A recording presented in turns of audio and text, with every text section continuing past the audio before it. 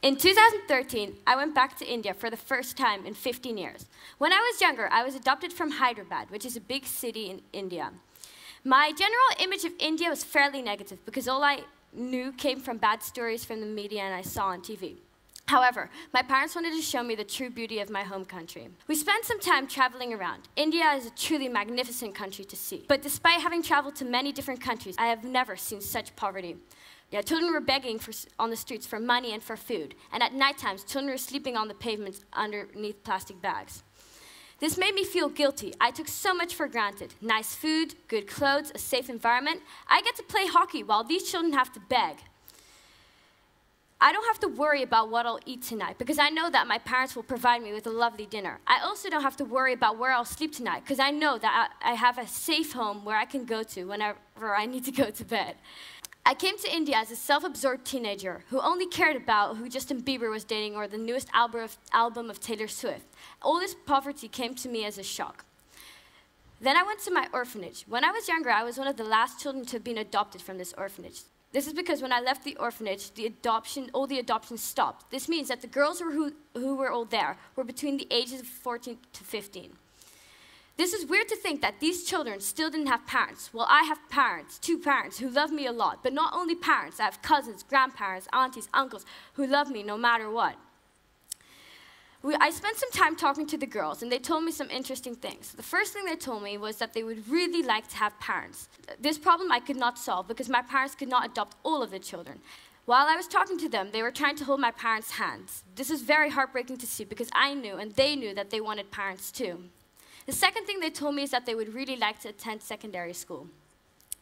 This made me realize how lucky I am to be able to go to attend secondary school and that I can follow my dreams and ambitions while it's going to be difficult, nearby impossible for them to do the same.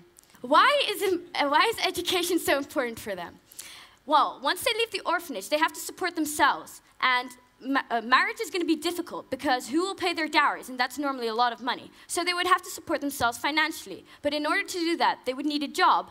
But without education, they will not get a job. Therefore, education is almost crucial for them to survive. The problem is the girls can still stay at school until they're 16, so that's 2 more years. But there's a secondary school that they can attend, but it's at the other side of town. The only problem is the transport. How will they get there? Taking public transport is very dangerous for a girl at that age because they might get sexually harassed or beaten up.